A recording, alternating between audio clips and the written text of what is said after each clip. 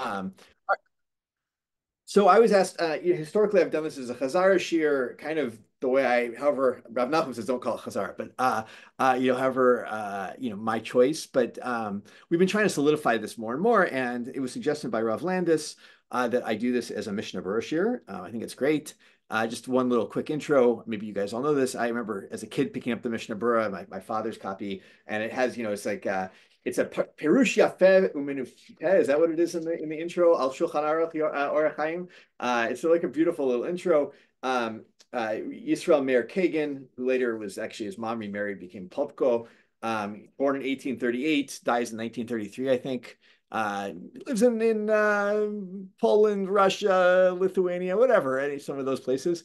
And he is brilliant, Torah scholar. Really a Shiva guy though for his entire life. He's not like the Rav of a town, right? It's actually the reason if you remember at some point Rav Moshe Feinstein says don't prefer him over the Aruch HaShulchan. But he does this incredible job of, at least in my opinion, not only clarifying the Shulchan Aruch, but actually summarizing Achronim. That's like one of his things that he does. He kind of he's very good at finding compromise positions between Achronim, and he does, like, unlike the Ber Hetev, which is an earlier summary of Achronim, which will give you like the Magen Avraham and the Taz, for instance, just as an example on Orach Chaim. He gives you much later stuff, right? He's a huge fan of the Chayei Adam, the Eliyah Rabbah. These are all just Achronim that we don't have necessarily printed in your Shulchan Aruch, but are important to Achronim with opinions on the Shulchan Aruch, on Orach Chaim in particular, often. But we'll see a couple others maybe mentioned by him. So that's my intro to the Mishnah Berurah. I don't know if there's any questions about that. Maybe that's something everyone already knew. He again, just a lot of people see him as really like almost a sof hora'ah. Not everyone agrees. He's become very popular though. And he's also like really modern in the sense of, maybe not so modern, 1933 he dies, but at the same time, if you go on YouTube, you can find a video of Yisrael Meir Kagan, a video of him going to the first Agudah conference, Agudas Ravanim. It's like pretty great. This is like a Rav whose material we're studying, who there's video of. Like that's actually that's not a small thing. So I just want to throw that out there. Okay. The way we're going to do this class is we're going to read through Shulchan Aruch. I will have a list of Sifim Ketanim from the Mishnah Berurah that I want to do. Sometimes I will stray a little bit, and how will I stray? The Mishnah Berurah is actually only 1/3 of his commentary on Orach Chaim. Okay. Anybody know the other two pieces he wrote? They should be on the page if you're looking at it. Be'or Halacha. Good. The Be'or Halacha, which we will look at a little bit today, which is like, for some things, a deeper investigation, right, into some of the topics. And then there's a third thing he actually wrote too.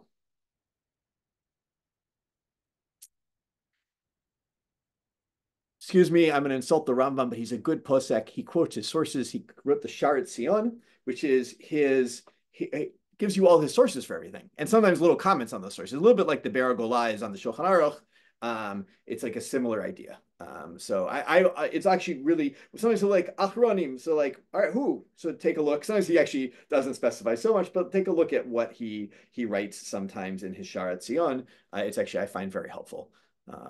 So just pointing out, you should know that, like, that's why it's like not just the Mishnah Berurah. He actually like did an amazing job of kind of a 3-part commentary on the Shulchan Aruch in that sense. So on only on Orach Chaim, unfortunately, I heard, maybe it's in his intro, he says somewhere that he really did intend to write this on all 4 parts of the Shulchan Aruch. He just didn't get there. So even though he lived 90 plus years, we all have limited capacity, and this was a huge project that he took on. So, okay. Any questions so far? Yeah, Ruben. So just to clarify the differences between these 3 separate works that appear on the page, the Mishnah Berurah, the Be'or Halacha, and the Sha'ar Tzion. Sha'ar Tzion is citing sources. The Be'or Halacha, is that summarizing Achronim, or does he do that in the Mishnah Berurah as well? Really, the Mishnah Berurah, the Be'or Halacha is really him. He has like certain things where he wants to deep dive deeper. Something like we'll see a two of them probably today, and you can see it in like one of the things he likes to do first is he'll like go back to the Gemara. Sometimes he'll be like, well, if you actually look, here, and not everyone paskins that way, and so he's almost kind of, I don't know if he's acting a little bit like a Rishon, but he's a little bit acting like a Rishon in that sense, I would say. So, Noam.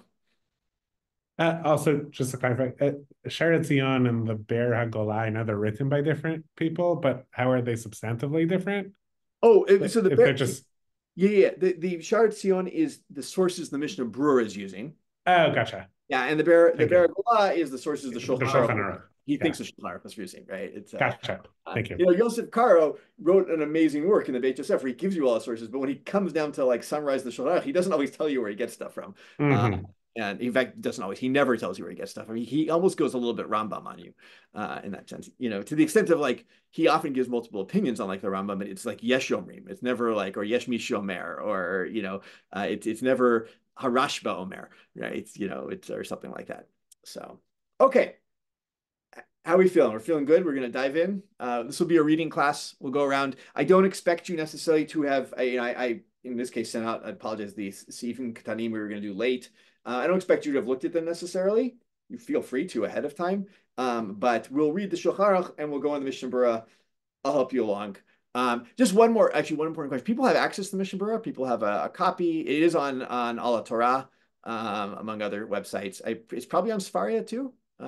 It's a very easy book to find. People put out there are lots of versions out there. Ozvadar has a version. There's pocket versions. I have one. It's I think Ozvadar, which comes with Mincha Mariv in the back too, just in case you ever really get So, Rav Lexi says it is on Sefaria. Highly recommend Alatorah. Alatorah tends to be better. Sefaria has lots of mistakes, especially as you get more to Achronim. And the Mishnah Berurah, we're lucky. It's such a new text that we have pretty good copies of it out there for people who do the work. Just better laid out on Al Torah, like you can see it with the seifim of the Shulchan Aruch all together and all of the seifim simultaneously, which I think is convenient. That's really nice. So it's format is important. Can I just ask if people put things in the chat? I'm stuck here at work and I can't see the chat because it's disabled on my work Zoom. So if people have if there's important stuff in the chat, could someone just WhatsApp it to me or something like that? But we absolutely can do that. It's okay. I'm actually going to start in a place not in the Shulchan Aruch. I want everyone to turn to the Be'ur Halacha. Mine aren't numbers in the Be'ur Halacha. Some versions may have done that. It's a couple comments in. It's Kol Hayot Sev V'Hule. Anybody? People see that? Could you just say what Siman we're in? Sorry. We're in Shin Aleph? We're in Siman Shin Aleph. Yes, we're going to be in Siman Shin Aleph all of today, all of next week. Siman Shin Aleph, of course, is really the tour's reset, I think, in some ways. Right? Maybe actually, sorry, I've spoken a lot, but I'll say this: if you go through from the beginning of Hilchot Shabbat up until Shin, through Shin, right? If you include it, what's the order that the tour uses to go through? This is all the tour. Yeah, Max, did I tell you this, or is this your own seicha? So. No, you told me this the other day. We were talking about it. Go for it. But I figured, it's like the order of the day, starting from Erev Shabbos, going through Kabbalat Shabbat, Friday night. Exactly. It's generally organized chronologically, right? He gets to Shin Aleph and he resets. He's like, okay, I walked you through like from before Shabbat till Havdalah. Now let me like kind of in fact, actually, right, if you look at Shin is Sheder Shulchano B'Motzei Shabbat, right? Kind of Melaveh Malkat to some extent. It is actually exactly what that is. And then he resets. He's like, now there's all these rules about Shabbat, so I'm going to give them to you. And as you guys, I didn't get a chance to watch the recording yet, but I'm sure you saw the tour's intro where he's like, I'm not going to give you malacha by malacha, right? I'm going to do it based on this pasuk in Yeshayahu, right? And that's how he's going to organize it. The Shulchan Aruch skips the whole intro, unfortunately. I think, but here we're going to look. I think the Mishnah Berurah in the Be'ur Halacha, or Yisrael Kagan, he gives an intro not to the whole thing, but to this siman in particular, and maybe the next couple simanim a little bit. So anybody, Kol Hayot Sev V'Hule Be'ur Halacha is how we're going to start. So it's like I don't know, like 4 or 5 comments into the Be'ur Halacha, I think, on this on siman Shin Aleph. People see it? Just give me a thumbs up when you see it. got two. Ruben and Max, the Chavruta see it. That's good. Max, sorry, Max Buchtel, but the other Max also sees it. So at least I think so. Max, is that a question or is that a thumbs up? Thumbs up. Okay, great. Noam, you got it? Joel, in the Mishnah I'm Berurah, confused where to find it. Sorry, what was that? Ori, say again. I'm confused where to find it. Oh, good. Look in Shin Aleph in the Biur Halacha, not in the Mishnah Berurah. But in what book, like in what volume, in what website? It will be on Shin Aleph on the same siman. Should be. But I've got my Torah Shulchan Aruch here, and I've got Al Torah open. Oh, just I'm not sure where the. Could you say what the Dibura Matchila is one more time? It's Kol Hayotzev V'chule. So. Oh yeah, no, I see it. I see it. Yeah. Does Al Torah not have the Biur Halacha? I should have checked that. So.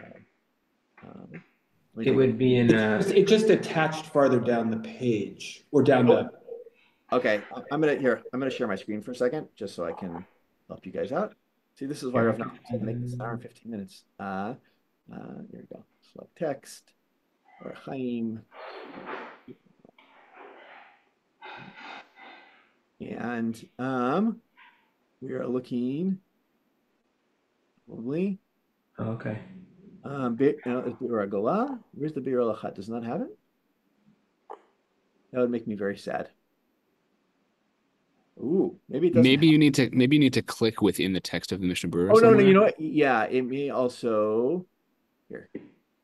Oh no, Here, there it is. There it is. Yeah, Biur Halacha. It's in purple on this one, and if you go down, here we go. Lek Bil Pnei Rabo. It's a little bit further, I think.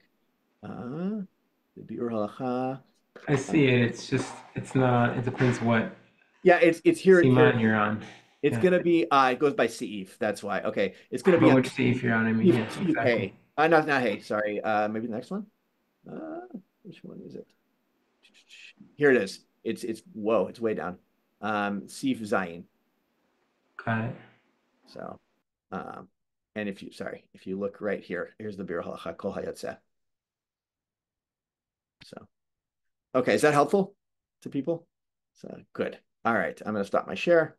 Okay, let's start there because you'll see why as we read through this. Even though the beginning of this siman is not about Hotzah, a lot of it's about Hotzah. So that's why I want to start there. Who wants to read? Noam. Joel, can I just ask also a simple question? The Biur Halacha in Surat Hadaf is in a Mishnah Berurah volume or in a Shulchan Aruch volume? It's in a Mishnah Berurah volume. Okay, good. That's what I thought because I don't have it here.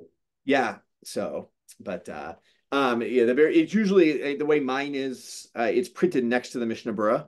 And you kind of have to have it with the Mishnah Berurah because the Mishnah Berurah will every once in a while say ayen Biur Halacha, right? He points you to it all the time. So. Clearly, one of our skill sets to develop is finding things. Yeah. Yes. No. Actually, Josie, I think that's very important. Is like familiarizing ourselves with these works is really helpful to like understand how do they laid out, what's the format, who wrote which piece. All of that is very helpful. So, okay, let's Kol Hayotzeh V'chule. Noam, I'm volunteering you. Go ahead. Great. Kol Hayotzeh V'chule. Klal dinei hotza'a misiman ze umisiman shin gimel hu ze. The davar sheino malbush velo tachshit mikrei masoi. V'asur min haTorah. Uvemezid chayev karet uveshogeg chatat. Should I translate that there? Yeah, that's good place. So the general law of Hotza'ah, of carrying, both in this siman and in siman 303, is that anything that's neither clothing nor a tachshit, some kind of an adornment, I guess, or accessory, is considered to be a masoi, like a burden. A burden in the sense of something that you carry. Yeah. I'm not saying that it's like heavy. It means that it's a carry, something you carry. A load. Yeah. Maybe, a load. Yeah. It is possible that maybe masoi is best defined as you can't do a masoi. And what is a masoi? Something that is circular. Not a bush or tachshit, right? Like that's kind of the category here. So okay. Yeah. And it's forbidden from the Torah. And in Mazid, you be chayav karet and shogeg chatat. I guess I didn't really translate that, but that's okay, right? And of course, he kind of leaves out, right? What would happen if you're Mazid and you had hatra'ah from 2 kosher adim and all that? We execute you, okay? It's a big deal. So hotza'ah is a real malacha. it's not like Max. I just wanted to ask on tachshit, as I was going through the Shulchan Aruch, is there an English word that you like for tachshit? Because accessory feels like doesn't, and adornment also feels like an adornment is something that you don't want to have. Criticizing my translation choices. No. I was translating the same way. I would just those were. Yeah, here's what I would say. I'd say let's use adornment, but let's be very open to the idea that we're going to define what is or is not a tachshit in this, and there may not be quite an equivalent English word. In the same way, like for instance, I'll just say, suet and chalev generally map onto each other. They don't completely map onto each other. Like that's kind of that thing. So. I might be careful talking about tachshit as not an adornment because all the people who make their keys into a brooch we're and gonna wear get there, it. Rosie. We're gonna get there. I know. I'm just saying So. because I didn't bring my Shabbos belt. It's okay. We can do it for. I've seen a Shabbos belt where the key is actually the device that hooks the clip onto. Oh, mine is more than that. It's the piece that goes into the buckle that like in through the hole. Yep. I've seen those. Yeah. Right. So be think of it as adornment or watches, right? Would you wear the so this gets into all these questions of what's jewelry, what's adornment, what's something you just put on versus something you are carrying for another use. Great. Yeah, no, good. And so we're gonna get there. Modern translation might be a wearable. Oh, that's a word now. Wearables. Yeah, I like it. It's a thing that you wear as opposed to clothing, but it's still a thing you wear. So it's not malbush. It's not protecting you from the elements. It's not something that is like, which we'll see it. Okay, I like it. All right, keep going. Noam, please. And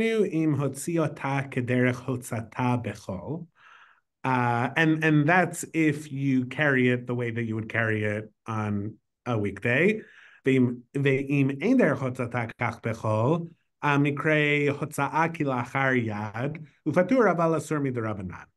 But if you carry it in a way that you wouldn't be carrying it on a weekday, then it's a hotza with a kilachar yad, meaning a shinui, and you are exempt from punishment, but it's nonetheless rabbinically forbidden. Exactly. ודבר שהוא מלבוש או תכשיט מותר מן התורה, אלא שיש כמה דברים מה שאסרו חז"ל. So if something is a malbush or a tachshit, then it's permitted, but there's some things that Chazal forbade.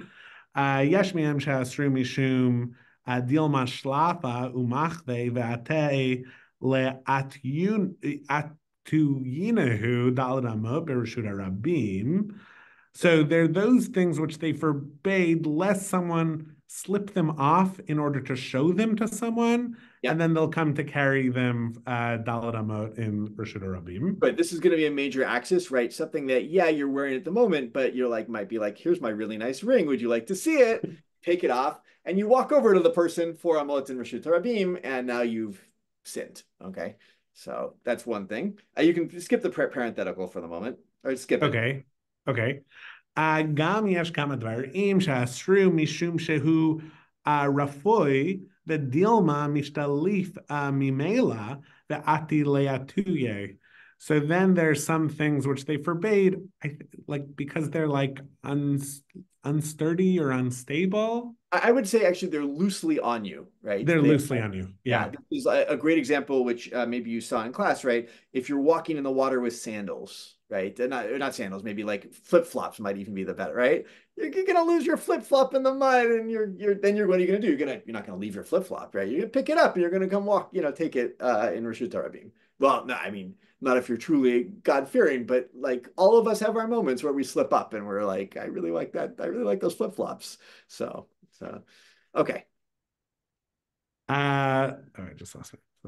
וגם יש שאסרים משום דילמה מחייכי עלה ועתי למשלף ועטויה. And then there's those things which they forbade, lest people, is this like to smile? Laugh. Yeah, to laugh. Okay. People, oh, right. It will be ridiculous. People will laugh at it. So that's why you're going to take it off and then you'll come to carry it. Mm-hmm. Right? גם יש כמה דברים שאסרו משום מראית עין. Due to מראית עין. Good. Whatever that category may be, we'll get into that a little bit. Okay. Yeah. So I think we can stop. We can stop. Actually, do a little bit more. Yeah, this is actually kind of interesting. ועוד יש כמה דברים שאסרו להאישה, משום שיש כמה דברים החוצצים בתפילה, וכי שינן דילמה מתרמה לטבילה של מצווה, שאז היא צריכה להסירה מעליה, ודילמה עטיה אחר כך להטויה.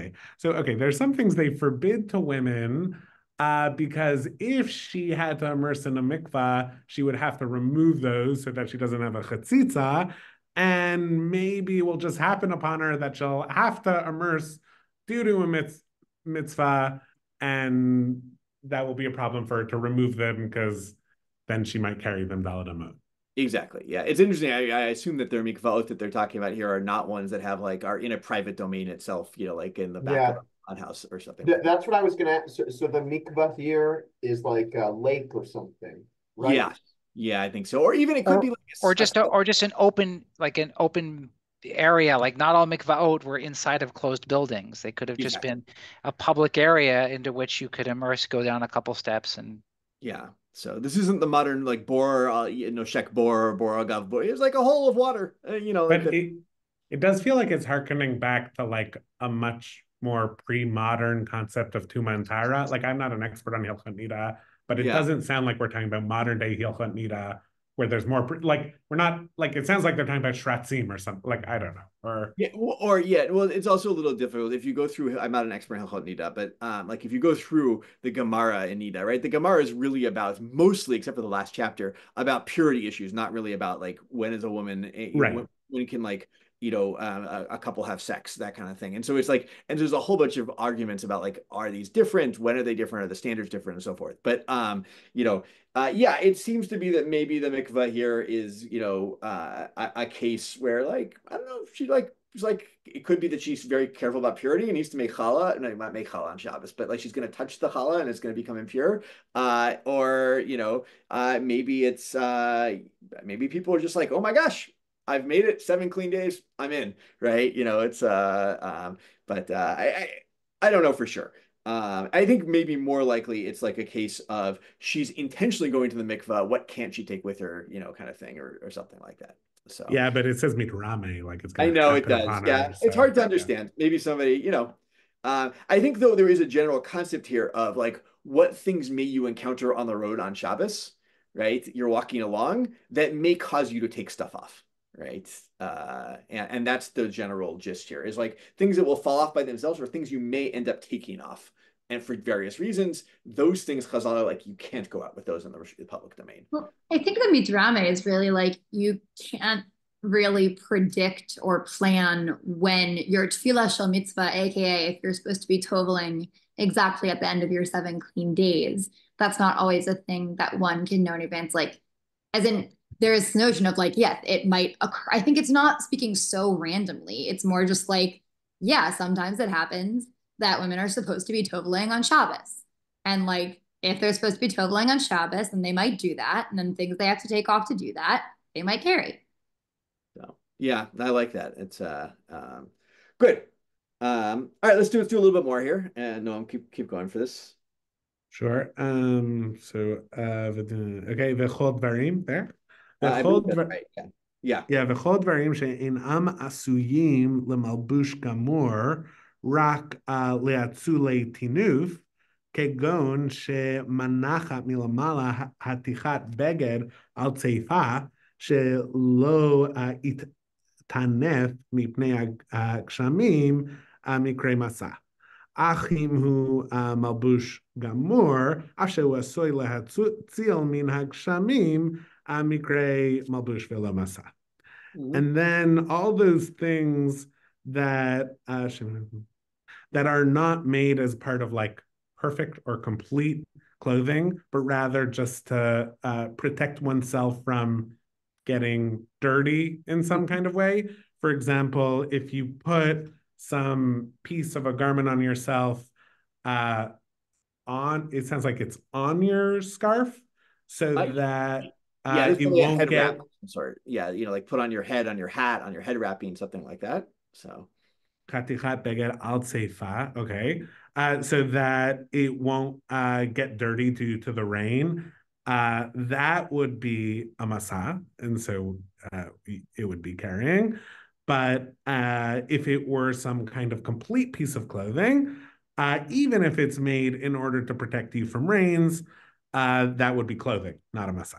Exactly. In other words, you can put on a rain jacket, right? But you can't take a piece of like rain-proof, a patch, square of clothing and put it on your head, right? And like not being worn, just like kind of putting it on to, or maybe just put on to protect your kippah, let's say. Or like sometimes at camp, people used to wear garbage bags. It Oh, sounds like actually, it may sound from Mishnah Berurah. We may not get to this looking at the rate we're going. That may actually be okay as long as it's worn, as long as it's Yeah. okay. Yeah. So the question is, people who take their hats and wrap them in plastic bags to protect them from the rain, right? These guys that have $1,000 Borsalino. Do they Is it do a that on baguette? Shabbat though? Well, Rav Moshe has a very, very vehement tshuva about how that is not derech malbush, and you are carrying if you are wrapping your hat in a bag. Cool. Thanks for knowing. Thank you, Lexi. Yeah. That seems to be what they're saying here, though, right? I mean, that's exactly the point here, that is a clothing cover, not a clothing. A clothing cover, actually engineered to be a clothing cover, is not a clothing. Yeah, I think you're completely right, Ori. So what about galoshes then? It's really interesting. Well, so that may be malbush at that point, right? That's an interesting question. I mean, it's a clothing cover for. That comes up somewhere. I can't remember where it is. You're saying galoshes that go on top of shoes? Yeah, like galoshes that go on top of a shoe, like what they rubbers that they would sometimes call them. Yeah, that's interesting. Right, form-fitting pieces of rubber that you would pull on top of your shoe to keep it from getting muddy walking around outside. The one thing with that is you actually are wearing it, right? At the end of the day, it's protecting you for your shoe from not just your shoe, but you're actually using it to touch the ground. I don't know. It's Sarich Yun. I got to double check. I remember seeing something about that at some point. I don't fully recall. So, but this is, by the way, throughout this entire Siman, you're going to see like things that you see in like very observant Jews that you would think know what they're doing. Yeah, there's some stuff that's going on that like if you're a really good posek, you're like, I'll find a way to excuse it. Because these are good God-fearing people, and also maybe like you're like, yeah, I don't know, maybe we shouldn't be doing this. So, right, we'll get into the whole thing of like how you wear a talit in public. Did you guys do that in Shiur? Did you do the talit? Oh, okay, you didn't get that far. So, all right, good. Sorry, if I'm not mistaken, we didn't look at any of the Shulchan Aruch. Yeah, you did. We didn't get very far in the Shiur. Oh, good. Good. So that's good because we're not getting very far right now. But it's great. These are good questions. And this is why I want to see this first, because this is I think, a very good summary of the entire set of principles we're going to see here. So, Noam, finish this up, and then we're going to move on to the Shulchan Aruch. So, V'da'od de'af shehu tachshik gamur im noso v'yado mikre masoi v'derech hotza'a v'chayav aleha. And no further that if it's a full-on accessory, if you carry it in your hand, then it is considered carrying. And if you do it the way of carrying, like on chol, then you are chayav. Exactly. Right. Even though, right, normally you probably wouldn't be walking around with a necklace in your hands. Nonetheless, that is a chiyuv. So, okay. Finally, and then he finishes up, which is really nice. He's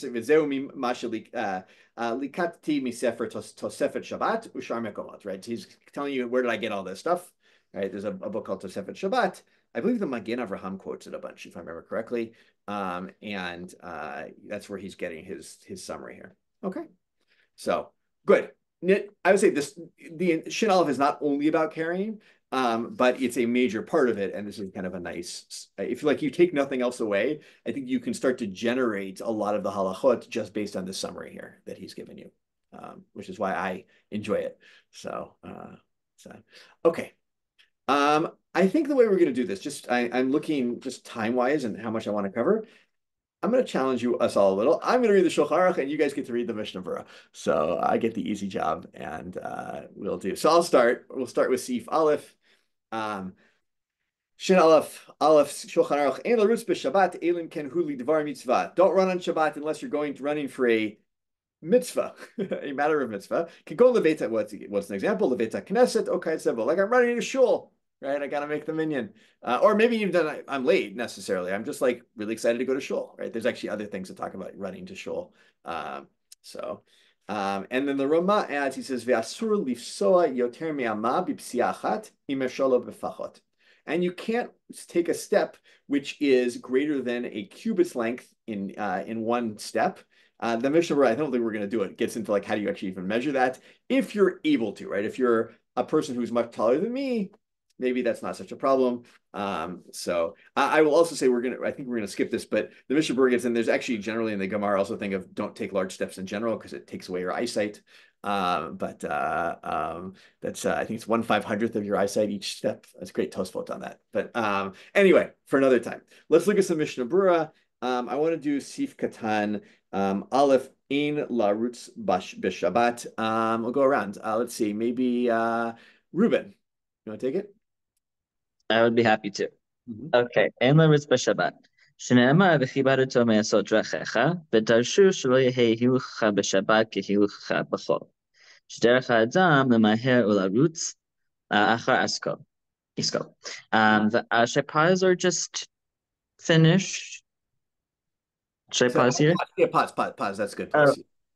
Okay. So he's getting this from the pasuk, and you should honor the day of Shabbat, and refrain from going about in your normal way. That's how I'm understanding this. And we derive from that the way that you walk, literally on Shabbat, should not be the way that you walk during the weekday, because it's the way of a person to hurry and run after their business, their affairs, things of that nature. Great. This is what I said before. I'm going to stop you there because I'm not too concerned with it. The next piece is about not taking large steps on Chol. It's not really our topic at the moment. Good to know. But okay, great. The next one I wanted to do is Gimel. Yes. We'll go around. I know we gave Noam a lot to read, but or you want to read Gimel in the Mishnah Berurah? This is that you shouldn't. The Ramah's comment: you shouldn't take more than a cubit's step. Yeah, יותר מאמה, תראה שיהא חצי אמה בין רגל לרגל, וכף רגל אחת הוא גם כן חצי אמה. Good. וזהו באדם בינוני, ששיעור פסיעה בינונית שלו הוא אמה, לאדם הגדול ביותר כפי שיעור פסיעה שלו. Okay, תראה שיהא חצי אמה בין רגל לרגל. So explaining that.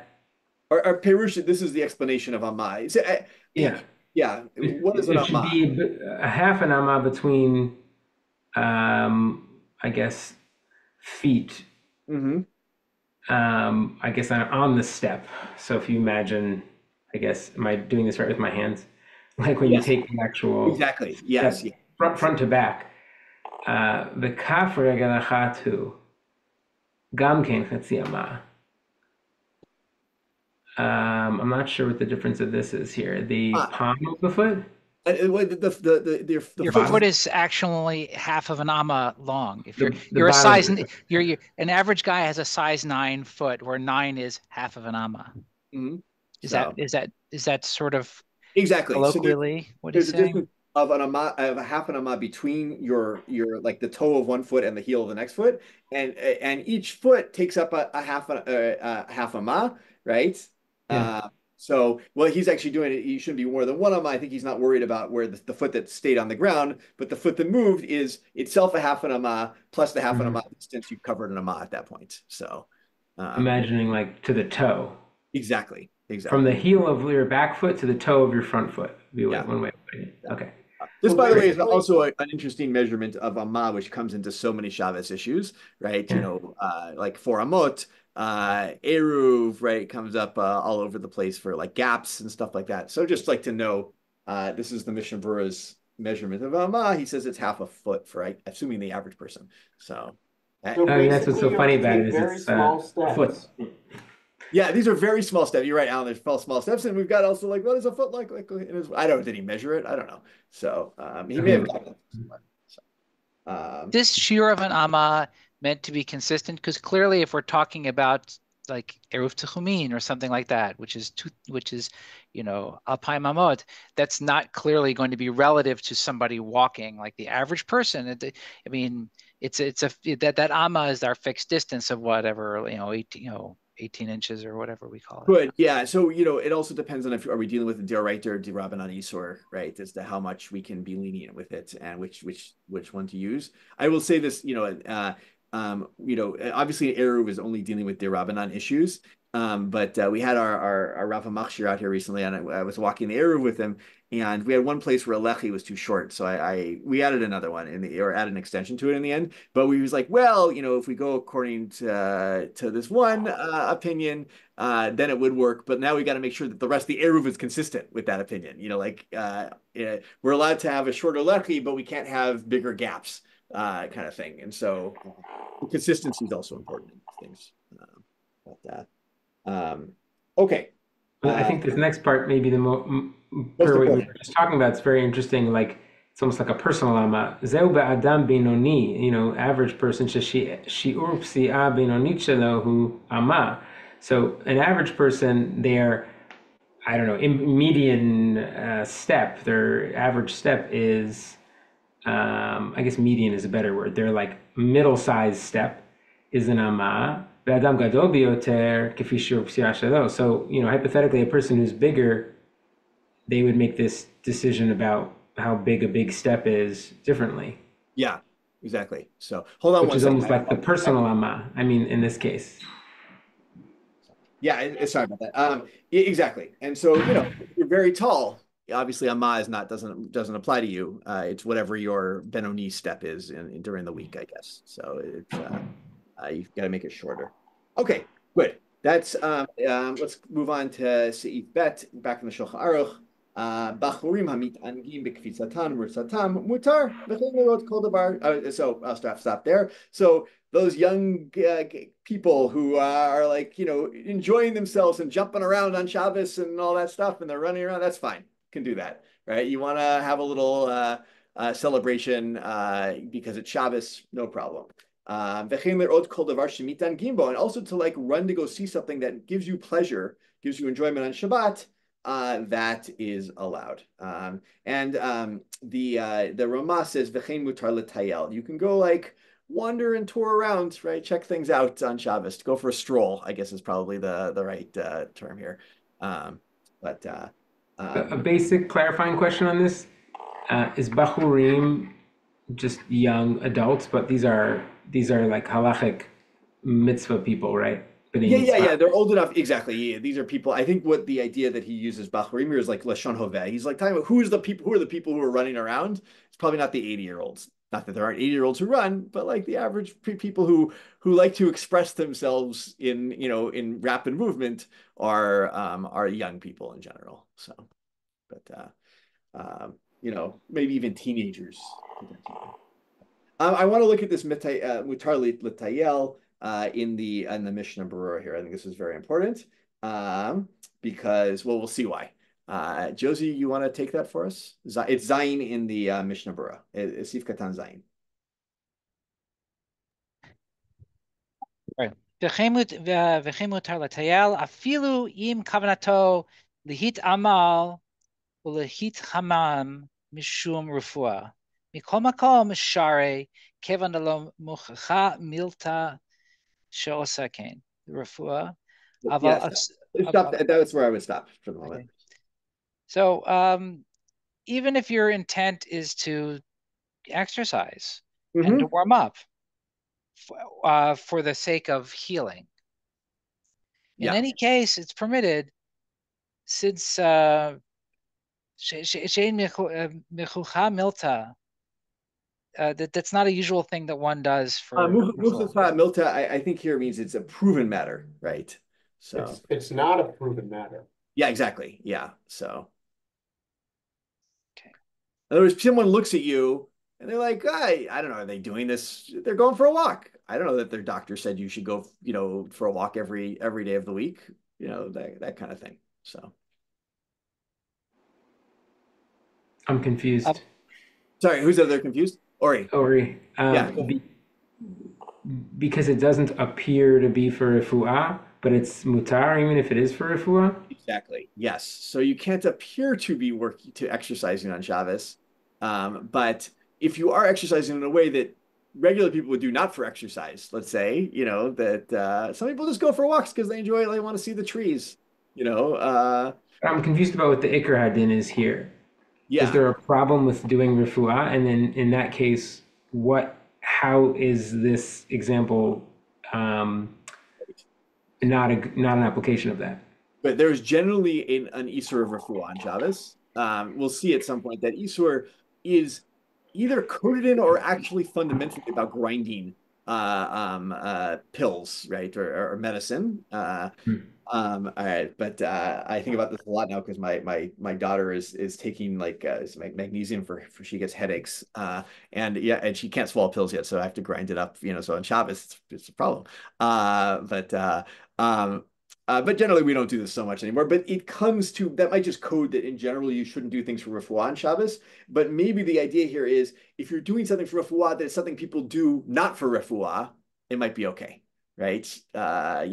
So maybe like, I don't know, I'm just making something up. Maybe your doctor tells you, every day I want you to do netilat yadayim, to wash your hands extra times. Right. And you're like, washing hands. Yeah, I'm doing it for refuah, but other people do it just because they want clean hands, and you're allowed to clean your hands on Shabbos. Right. There's no problem with that. So yeah, or like having a smoothie, right? Like eating a certain food potentially, although that would be similar. So therefore, in other words, you can't do things that are just for refuah on Shabbos unless they're things that you just would regularly do anyway, right? Kind of. Doesn't the Rambam write that taking a walk after eating is a good thing to do? It is. So or was that helpful? Was that yeah, but I wrote Rav Nachman about this because it's sort of part of a larger thing here. I feel like there's a blurry line between healing, refuah, and health. Yes. Meaning, is this an example of something that is good for your health, but it's not a clear case of healing? Yeah. And I think that's a really interesting thing because there's so many Shabbat practices where I actually think this comes into question of things that it always seems counterintuitive to do something on Shabbat that's like bad for your health. But some people do it because that's like, is one idea of Shabbat that we don't do healing and therefore we're not extra healthy? Like it doesn't see, you see what I'm saying? There's sort of a blurry line between the two. I think there always will be. Sorry, Ruben, did you have a comment on that? Is that what I saw your hand for? Or? I had a different but related question, but slightly different. Let me take this and then see if it works. I think this is my sense, and I'm not being I don't want to be a posek here, but my sense of things is that if you can do stuff to keep yourself healthy on Shabbos, but it can't be out of the way of people would normally act on Shabbos not thinking about health, right? So just like, all right, I'm going to eat a healthy diet on Shabbos is not a problem. I'm going to go for a walk on Shabbos and keep myself healthy is not a problem because that's just what people, I might have other reasons for going for a walk, right? In other words, right? Rav, go for it. Part of the distinction, I think for me, a helpful example is like, if you generally like drink Boost protein shakes because you also just like Boost protein shakes, the fact that it's also a protein shake like is fine, right? If you can drink it on Shabbos, even though part of the notion behind those things is to boost your protein because yeah, you like it, you're drinking as a shake, but you shouldn't put like creatine powder in your drink on Shabbos because the powder itself you are not you are exclusively relating to as something that like impacts and changes your body, not as something that you just consume in and of itself. But I'm going to add one thing to that, Rav Lexi, if that's okay, and you can tell me. I think the Mishnah Berurah is saying even if you're only drinking it for the protein fact of the boost, is because other people drink it because it's just like a good way to get some calories in, then it's okay. As long as, your intent is irrelevant, as long as it's something other people would do, not necessarily for refuah. Yeah, sorry. The clarification would be if it's like a vitamin gummy that basically people are almost never, the main thing I would say, the main way people are relating to it, despite them being yummy, is not like, wow, this is a thing that I eat. It's still primarily a vitamin. If you want to eat it because you want a gummy, you're allowed to, but you're not allowed to eat it as a vitamin. But things that it is normatively related to as like food or as a non-refuah thing, even if it is also accomplishing refuah, then yes, correct. You are allowed to drink like Boost shake because a lot of people just relate to that as a drink. Yeah. So I will. I just want to add that there's Rav Moshe has a lot on this like taking Advil on Shabbos, taking medicine. He seems to think. I'm trying. It's been a long time since I looked at those chuvot, but if I remember correctly, he's like, if it's stuff that you just like do regularly, either that it was like if you're taking medicine and you already started before Shabbos, you just keep taking it on Shabbos. And I don't remember his justification for that, but also he thinks with like painkillers, if I remember correctly, he's like, yeah, people sometimes take them for headaches, sometimes they just take them like to take them, right? Like you just take it to prevent stuff beforehand, and so he seems to be okay with it. Taking. I will tell you my own practice. Whether or not you should follow my practice or not, I don't know. But if I have a headache that really, I mean, this comes in like if you're like really debilitating enough that like I'm gonna have to sit down, then I take an Advil on Shabbos, right? If it's just like a minor headache, all right, fine. Then yeah, I suffer a little on Shabbos. That's my own practice. You take that as you will. I don't say you need to follow it. Just to let you like know what I do. So, but the opposite sounds like it's also true Mi'ikar which is that let's say you have a practice of taking an Advil or an aspirin is a good example too, every morning, then it's not even refuah. Exactly. So really the things that are sort of mild, generally speaking, have a certain heter. It's this kind of middle ground refuah that is closer to what they used to grind for, I guess. Exactly. It's not knocking you out, but it's not, at the same time, it's not like so meaningless that it's like almost nothing. It's like it is this middle ground. It's very interesting.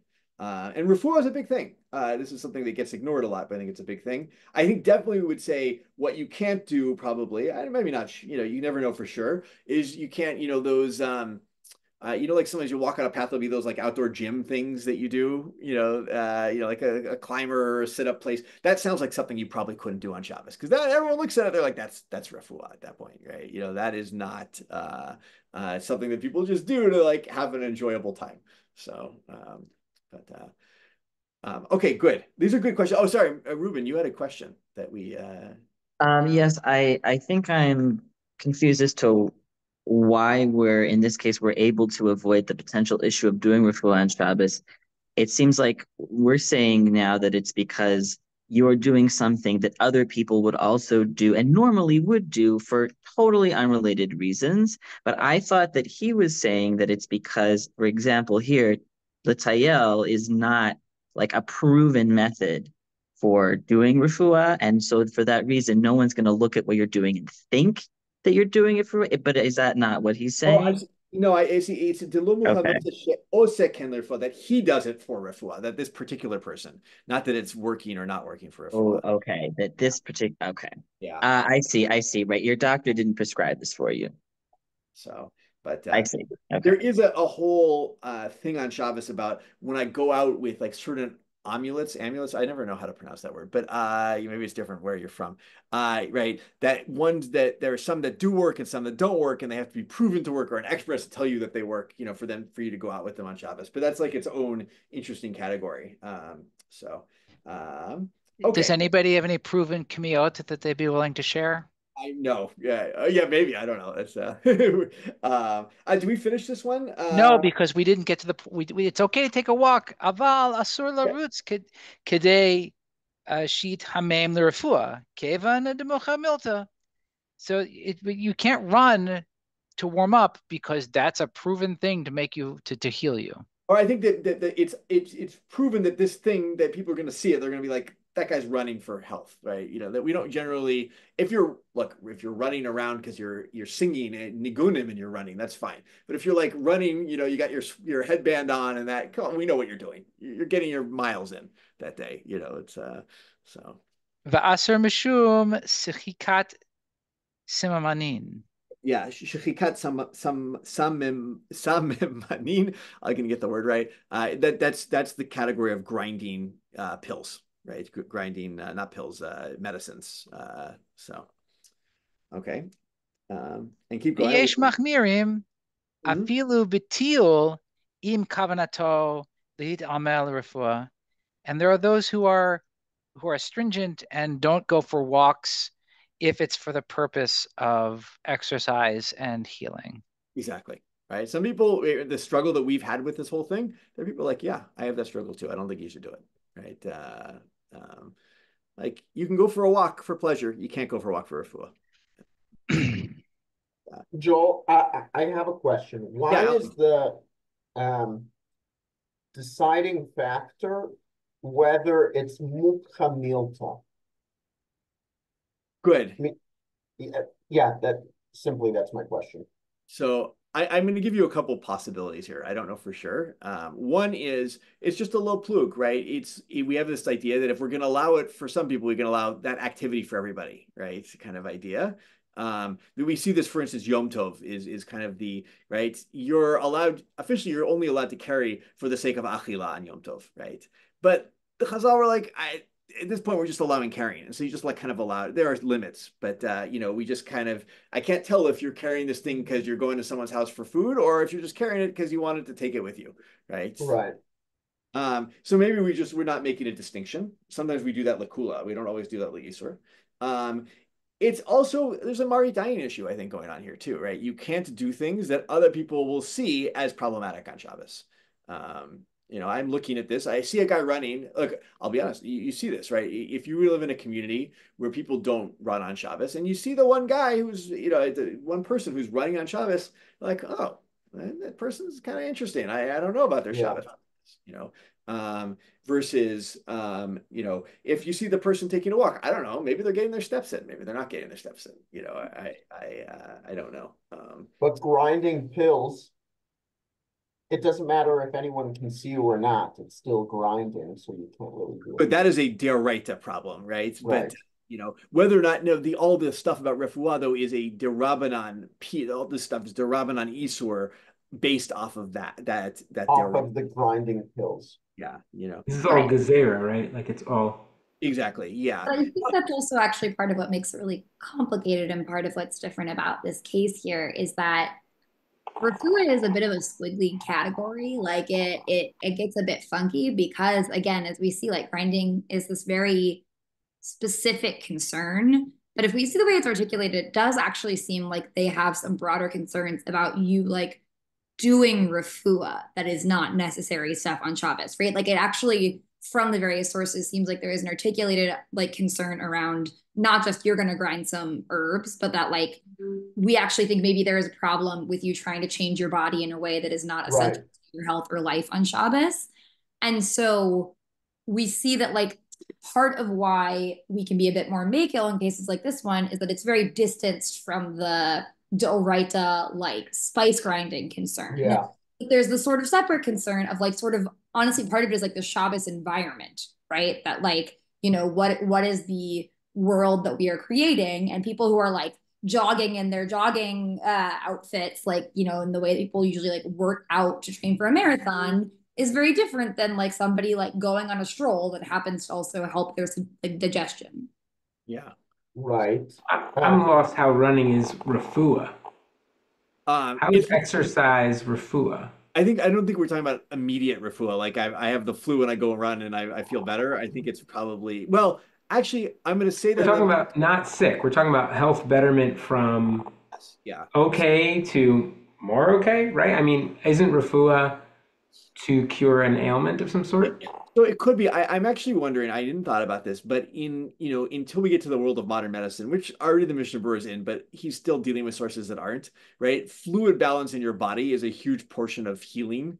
And there is probably an idea of sweating. We actually still talk about this, right? If you ever had, been in a sport where like, just sweat it out. You got it. I don't care if you feel sick. Sweat out the fluid. You're going to be fine, right? Yeah. People still go to the schwitz. Exactly. That's the thing. People go to the sauna because they think it's going to, provide Release that sweating toxins. it out. Yeah, exactly. Release the toxins. Yes, exactly. It's going to get your. So I actually do wonder if a little bit of this is based on an older version of medicine than we're dealing with, and not just about keeping up your health. So it's a great question. But I'm still curious if we're allowed to keep.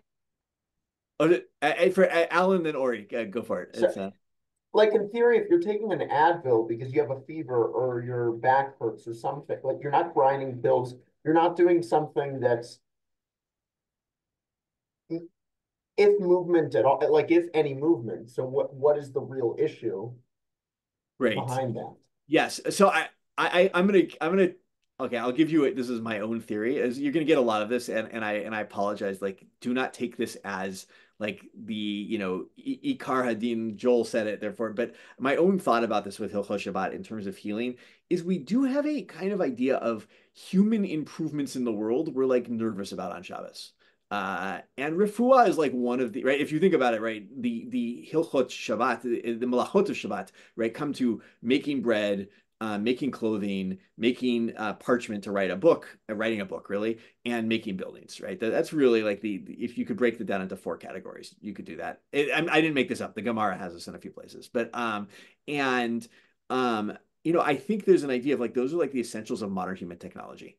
And refuah is like a modern human technology. Like there's no, and so yeah, we understand that number one, we don't want you to die for Shabbos, right? There's a whole thing in the Gemara. We don't want you to probably don't even necessarily want you to lose limbs and stuff like that if we can avoid it.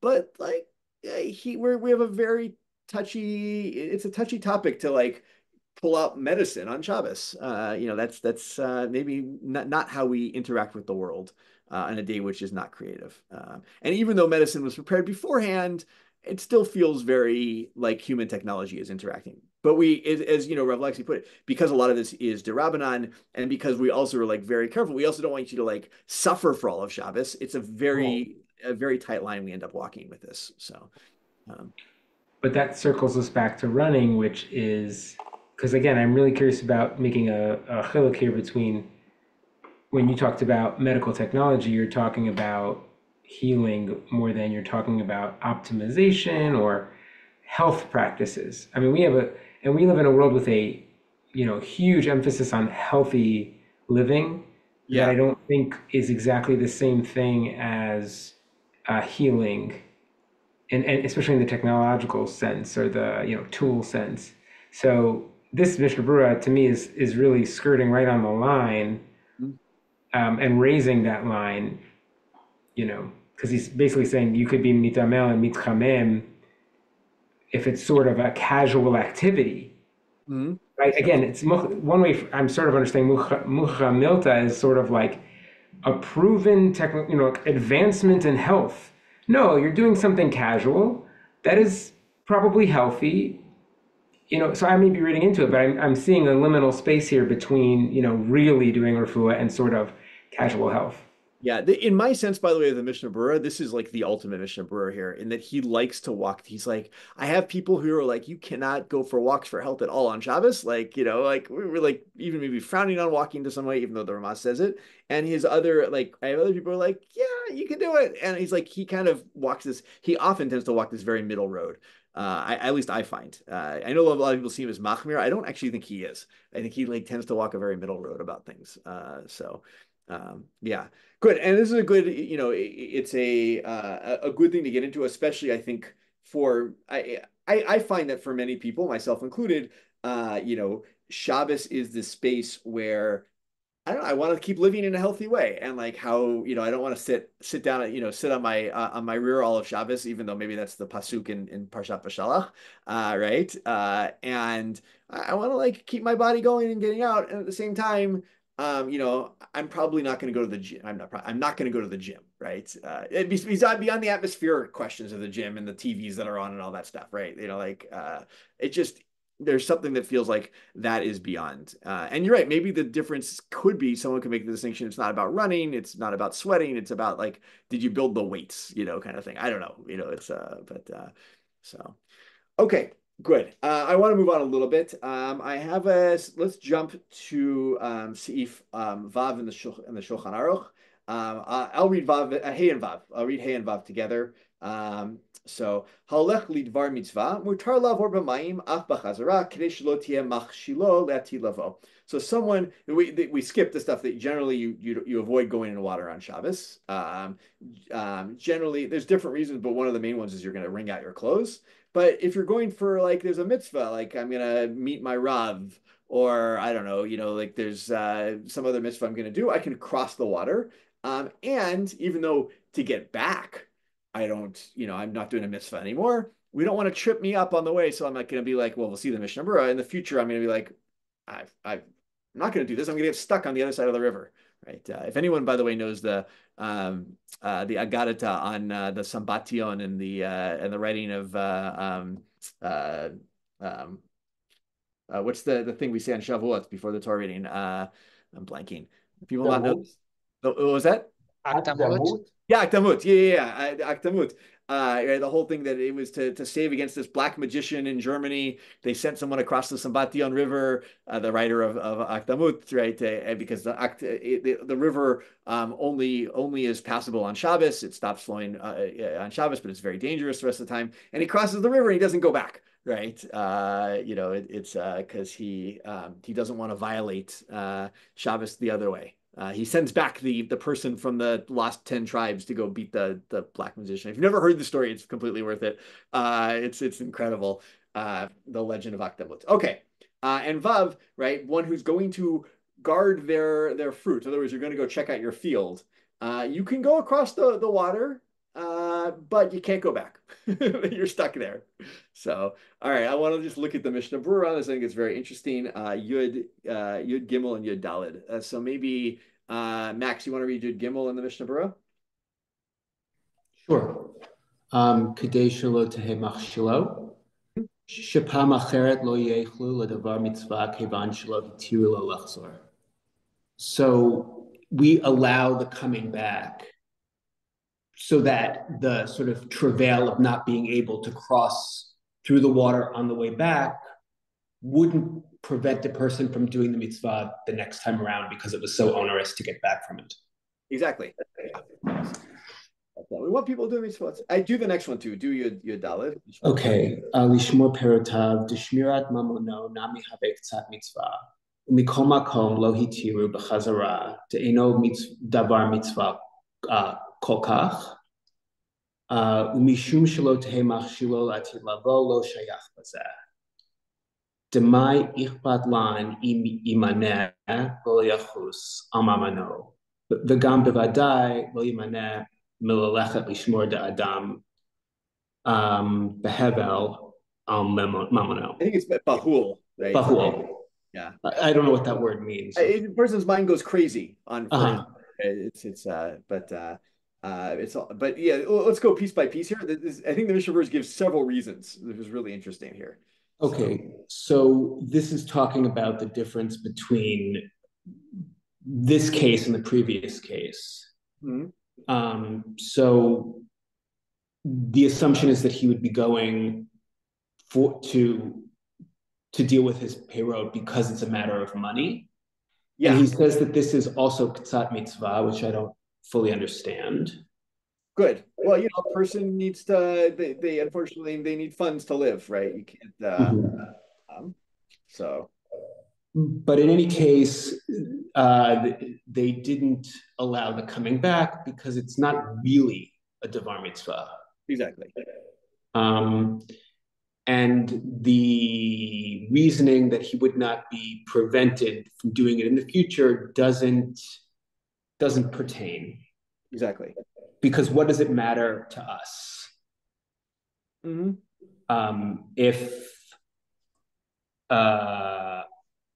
If he refused and didn't attend to his monetary matters. Yeah, as we want you to be able to do it, but we don't care if you're like, this is too much of a burden, I'm not going to do this on Shabbos, right? It's like we're really skirting the line on this. Like, we'll let you do it, but we're not going to go out of our way as Gozrim Gezerah to say, yeah, and we want to make it like something that's really easily accessible, kind of thing. So.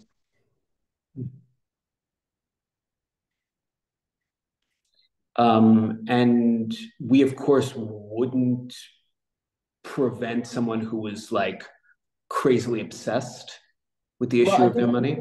I think the person himself will not truly be prevented. Like this, the fact we're going to make a gezerah saying you can't come back is not going to stop them from checking their field on Shabbos, right? Because people go a little crazy about their property, and so therefore. The truth is we don't need to give them that incentive in the same way we do for a mitzvah. Mm-hmm. Okay. Yeah. He's building up. You notice that he's got like several different reasons sitting here, Some of that, by the way, sometimes comes because he's using several different sources. right? Sometimes, of course, when you have several reasons, it's like we don't really know why. So here's like several possibilities. Okay, good. How are we doing on time? We've got 8 minutes. Way behind what I planned on, but that's great. We're doing good stuff. So I like this. It gives me a good sense for next time.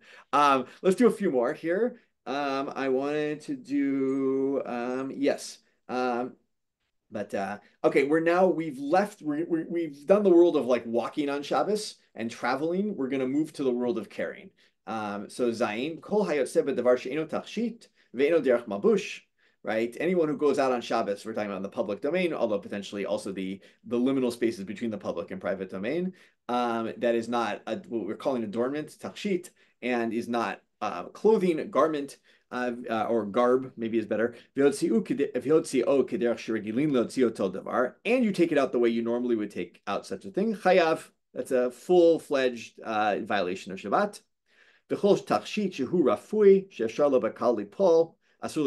Anything that any adornment that's loosely on you that can easily fall, you can't go out with it. Patur, but if you did, you're patur. It's patur of alasor, right? So in other words, b'diavad, you didn't commit any problems. And a woman can't go out with adornment that it's her way normally to take it off and show it to people. All right, interesting that, particularly in the Gemara as well, that the women particularly are assumed to do this in their world. Interesting question. Although there are some things where men are assumed to take them off and show them with certain rings. So, okay. But and he says further, Ayen in Shin Gimel, we'll get to it. Does this only apply to full-blown Reshut Harabim, or does like a Carmelit or a house and all these other places is also true?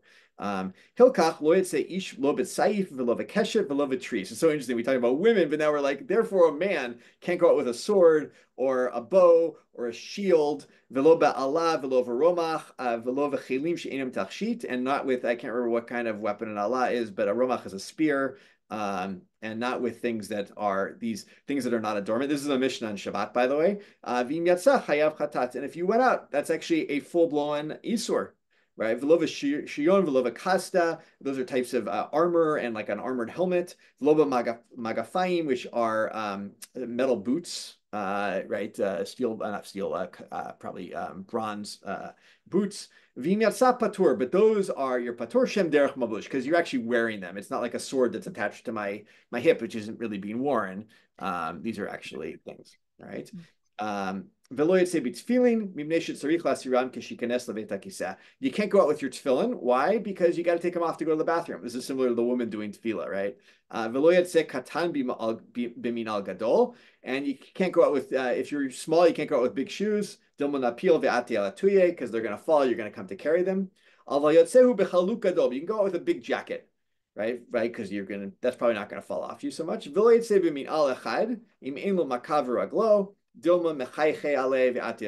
can't, if you have an injury on your leg, you can't go out only with one shoe. If you don't have an injury, you can't go out only with one shoe because people are going to laugh at you.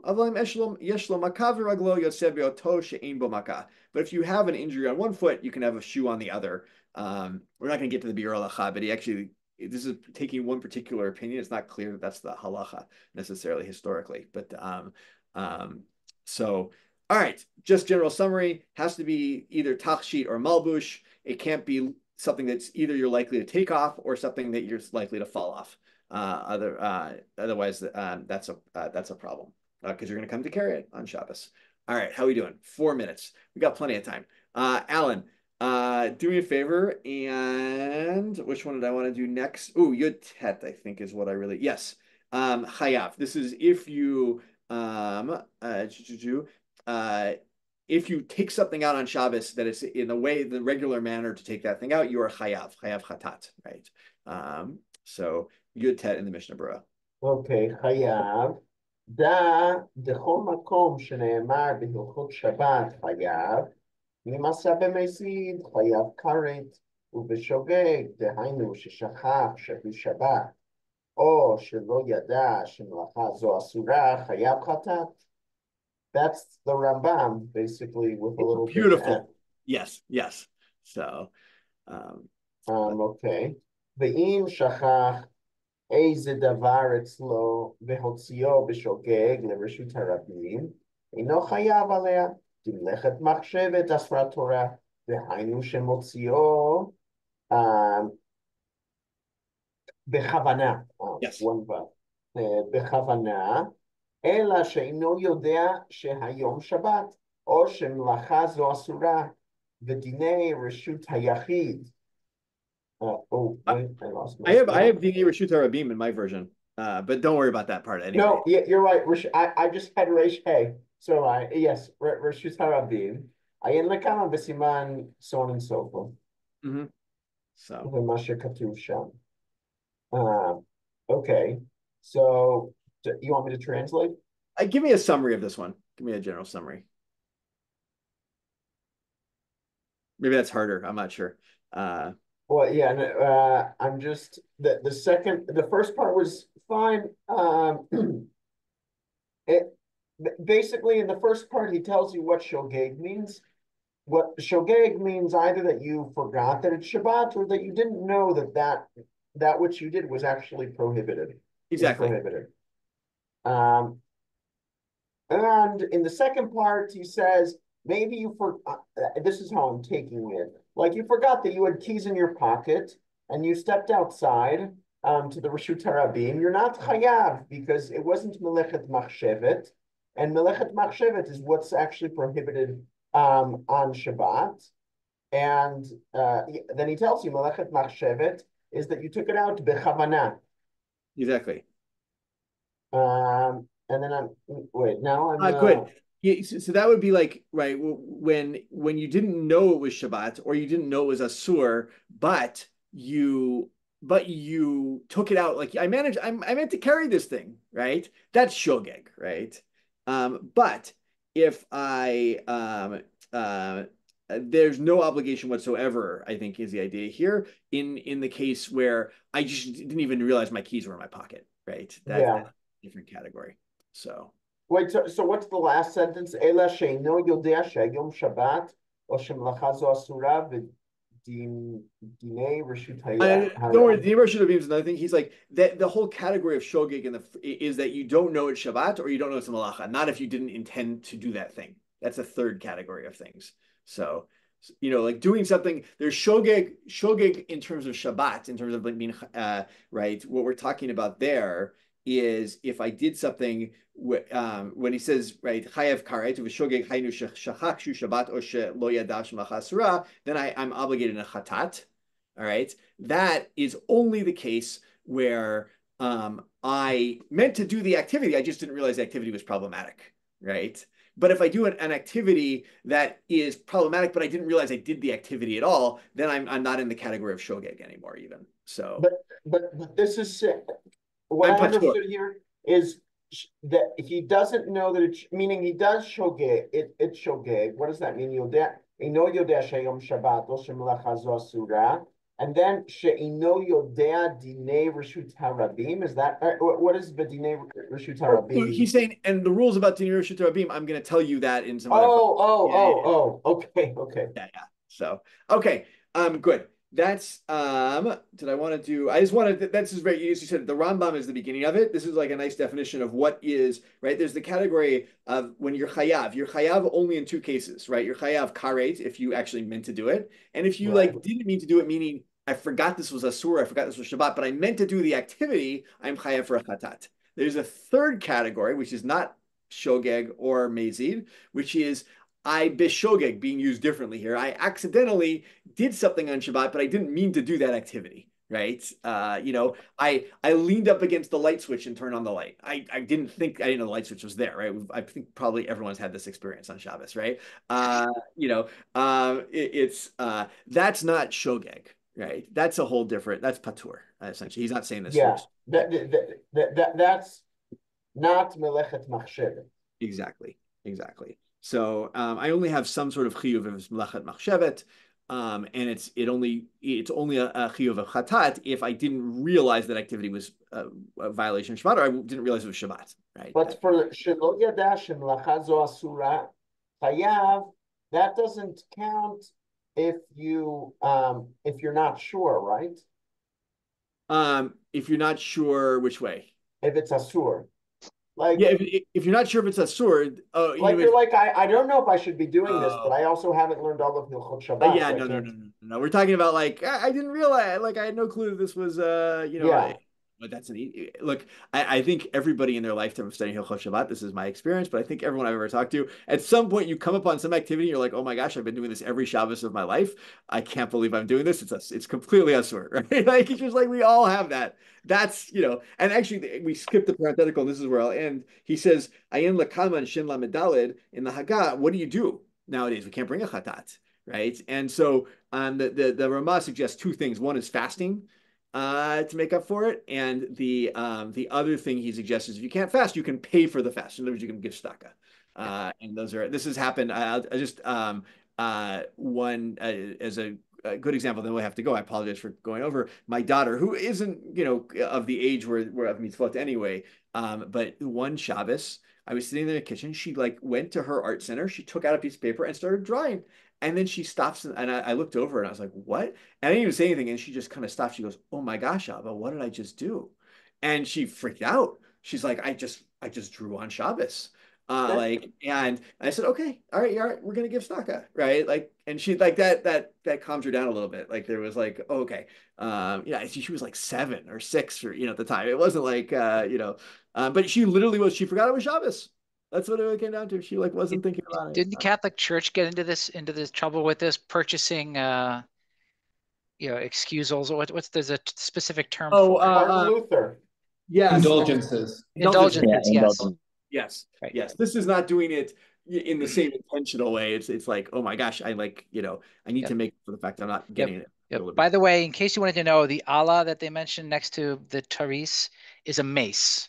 Thank you. Thank you for the Be'er HaGolah that explains. It's a long thing with a big round. It's made of iron with a big round ball on the top. It's a mace. So, all right. Thank you, D&D. Shabbos, everybody. Thank you for that, Josie. I'll have to redo the pacing of this a little bit, but thank you for participating. I hope this was helpful. So, Kol Tuv. Thank you, Ramjal. Good Shabbos, Thank you. everyone. Shabbos.